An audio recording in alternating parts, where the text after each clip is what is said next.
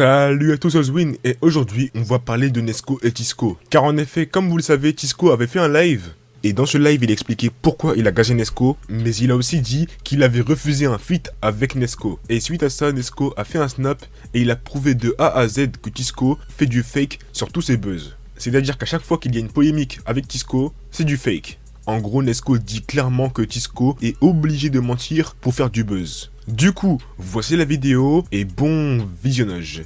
Et Tisco, ce mec, il est trop fake. Vous êtes là, Tisco, Tisco par-ci, Tisco par-là. Ce mec, tous ses buzz, ils sont faux. Eh, écoutez, Tisco, il a sorti la Miss 2. Tisco, K80K. J'ai vu, il a fait 100K en un mois sur son clip. Il m'a fait de la peine, il m'a fait pitié.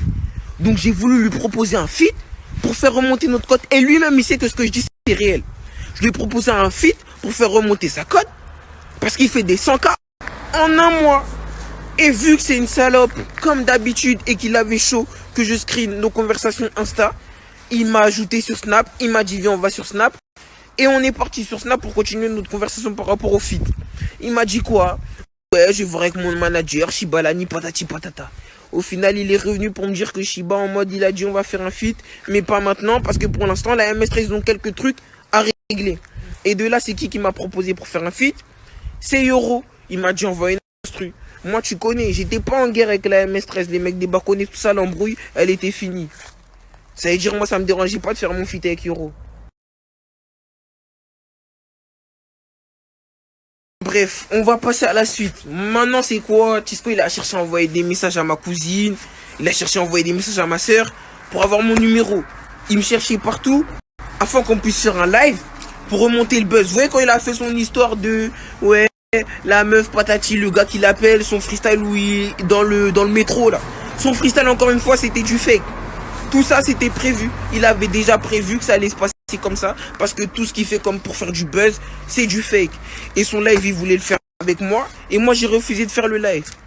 Et le soir de la vente aux enchères où j'ai fait mon live, de base je devais le faire avec Yoro. De base le live je devais le faire avec Yoro. Sauf qu'après on les a pas fait monter. Et comme on les a pas fait monter sur le live, ils avaient le seum.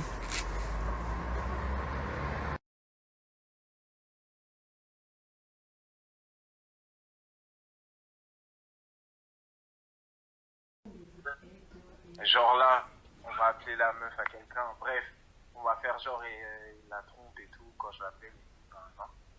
Et après, tac, la meuf sur Twitter, ils vont la mettre dans la sauce, comme pendant le confinement. Okay. Tac, tac. Après le lendemain, et vas-y, c'est trop, genre toi, tu fais comme si la meuf c'était ta pote ou ta cousine ou je sais pas quoi. Genre tu dis, wesh, vous êtes des ouf, comment ça vous mettez ma truc dans la sauce et tout, nan. Arrête à taper, les gens, ça va les divertir. C'est vraiment un clown. Bref, c'est français, je vais arrêter de parler, je vais arrêter de polémiquer, lui, moi, c'est français.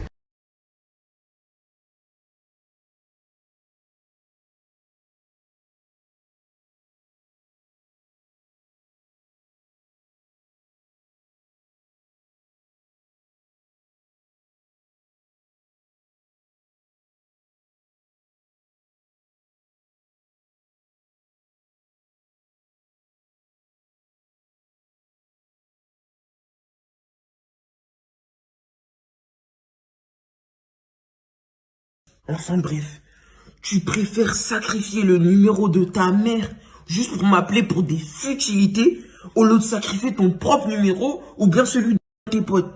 Mais tu me dégoûtes mon pote. Et puis après tu fais le mec, il a fait fuiter le numéro. Mais c'est toi en fait qui est pitoyable. Tu respectes même pas ta mère. Tu viens me contacter avec le numéro de ta daronne au lieu de sacrifier ton propre numéro ou bien celui de tes potes. Donc voilà, c'est déjà la fin de cette vidéo. N'oublie pas de liker, t'abonner, commenter, partager. C'était Ozwin. Peace.